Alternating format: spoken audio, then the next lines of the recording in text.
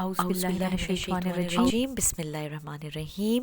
میرے پیارے بہن بھائیوں، السلام علیکم۔ میرے بہن بھائیوں، جب اللہ کا کوئی نیک بندہ یا کوئی نیک بندی اپنے رب سے اپنی حاجت پیش کرتی ہے اور خوب رو رہی ہوتی ہے، خوب گڑ گڑا رہے ہوتے ہیں اور ان کی حاجت پوری نہیں ہو رہی ہوتی ہے، تو فرشتے ان کی تڑپ دیکھ کر، ان کا رونا دیکھ کر اللہ کے پاس چلے جاتے ہیں اور اللہ کی بارگاہ میں عرض کرتے ہیں کہ یا اللہ، تیرا یہ بندہ، یہ تیری بندی کتنا گڑ گڑا رہے ہیں، کتنا رو رہے ہیں، بس اب ہم سے نہیں دیکھا جا رہا، تو ان کی حاجت پوری کر دے۔ تو میرا رب فرماتا ہے، کیا میں ان کی پکار نہیں سن رہا؟ میں تو سمیع العلیم، یعنی سب سننے والا اور سب جاننے والا ہوں۔ بس میرا رب یہ کہتا ہے کہ مجھے ان کا مانگنا، ان کا رونا، ان کا یہ انداز پسند آ گیا ہے۔ تو اللہ تعالیٰ اس دیری میں بھی، آپ کے رونے میں بھی، آپ کے گڑ گڑانے میں بھی آپ کے لیے اجر و ثواب لکھتے ہیں، یعنی آپ کا یہ رونا یا دیر ہونا آپ کے لیے منافع ہے، گھاٹے کا سودا نہیں ہے، اس میں بھی آپ کو اللہ تعالیٰ کی طرف سے خوب انعام مل رہا ہے۔ اور پھر جب اللہ تعالیٰ آپ کی دعاؤں کو قبول کرتا ہے تو ہم اپنے رب سے بہتر مانگ رہے ہوتے ہیں، لیکن اللہ تعالیٰ ہمیں بہترین عطا فرماتے ہیں۔ تو میرے بہن بھائیوں، اللہ اپنے بندے کو کبھی اکیلا نہیں چھوڑتا، اور خصوصاً اپنے ان بندوں کو جو اپنے رب سے لو لگائے ہوتے ہیں، صرف اپنے رب سے امید رکھے ہوتے ہیں اور کبھی اپنے رب کو نہیں چھوڑتے۔ جب آپ اپنے رب کو پکڑے رکھتے ہیں تو اللہ پاک آپ کو بھی تھامے رکھتا ہے، آپ کو بھی کبھی گرنے نہیں دیتا۔ تو اب سوال یہ ہے کہ مانگا کیسے جائے؟ تو یہ قرآن، حدیث اور سنت سے ثابت ہے کہ جب بھی کوئی حاجت پیش آئے تو نماز کے ذریعے مدد مانگو۔ یہ تمام انبیاء کی سنت رہی۔ تمام انبیاء جب ان کو کوئی حاجت پیش آتی تو وہ اللہ کے آگے جھک جایا کرتے تھے، اور یہی ہمارے پیارے نبی صلی اللہ علیہ وآلہ وسلم نے بھی ہمیں طریقہ سکھایا۔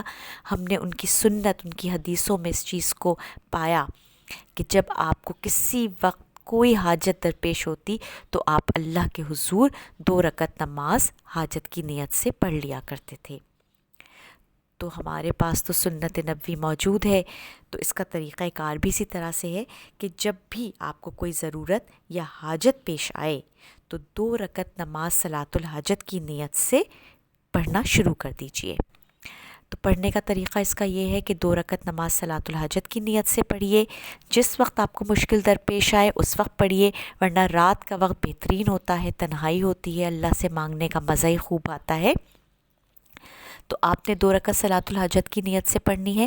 پہلی رکعت میں آپ نے سورہ فاتحہ کے بعد سورہ کافرون، اور دوسری رکعت میں آپ نے سورہ فاتحہ کے بعد سورہ اخلاص یعنی قل هو اللہ احد پڑھنی ہے۔ اس کے بعد آپ نے اللہ تعالیٰ کی خوب حمد و ثنا بیان کرنی ہے، خوب حمد و ثنا بیان کرنی ہے، اور اس کا بہترین طریقہ سورہ فاتحہ پڑھنا ہے۔ اللہ تعالیٰ کو اس کے صفاتی ناموں کا واسطہ دے دے کر مانگیے۔ اس کے بعد درود شریف پڑھیے، اور پھر 3 مرتبہ یہ دعا پڑھیے، لا الہ الا اللہ حلیم الکریم، سبحان اللہ رب العرش العظیم، والحمد للہ رب العالمین، یا حی یا قیوم، یا حی یا قیوم، یا حی یا قیوم برحمتک استغیث۔ یہ پڑھنے کے بعد آپ اللہ کے آگے اپنی حاجت رکھ دیجئے، سجدے میں جا کے دعائیں مانگیے، گڑ گڑا کے دعائیں مانگیے، ہاتھ اٹھا کر دعائیں مانگیے۔ یہ عمل آپ روز بھی کر سکتے ہیں، اور آپ چاہیں تو ہر نماز کے بعد بھی آپ ان دعاؤں کو پڑھ کے، ان کلمات کو پڑھ کے بھی دعائیں مانگ سکتے ہیں۔ اللہ تعالیٰ آپ کی دعاؤں کو قبول فرمائیں گے۔ تو اللہ پاک تو بڑا مہربان ہے، خوب بخشنے والا ہے، اور اللہ تعالیٰ انشاءاللہ تعالیٰ آپ کی دعاؤں کو، آپ کی حاجتوں کو بھی پورا کرنے والا ہے۔ بس شرط یہ ہے کہ اللہ تعالیٰ سے خوب خوبصورت انداز میں مانگیے۔ اور میرے بہن بھائیوں، اگر آپ کو ملنے میں دیر ہو رہی ہے تو آپ سمجھ لیجئے کہ آپ وہ خوش قسمت ہیں کہ جس کو اللہ تعالیٰ پسند فرما رہے ہیں۔ آپ کا مانگنا، آپ کا رونا اللہ تعالیٰ کو خوب پسند آ رہا ہے، اور اب اللہ تعالیٰ آپ کو خوب بہترین، زبردست عطا کرنے والے ہیں، اور فرشتے بھی آپ کی سفارش کر رہے ہیں۔ تو پھر آپ کو جو ملے گا تو وہ تو پھر آپ کے گمان سے بھی بہت زیادہ ہوگا انشاءاللہ تعالیٰ۔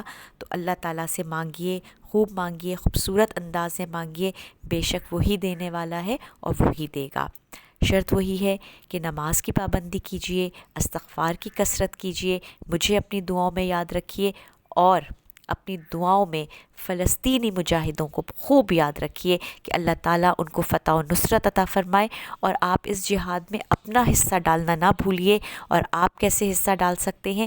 تمام یہودی پروجیکٹس کا بائیکاٹ کر کر آپ اس طرح اس جہاد میں شریک ہو سکتے ہیں۔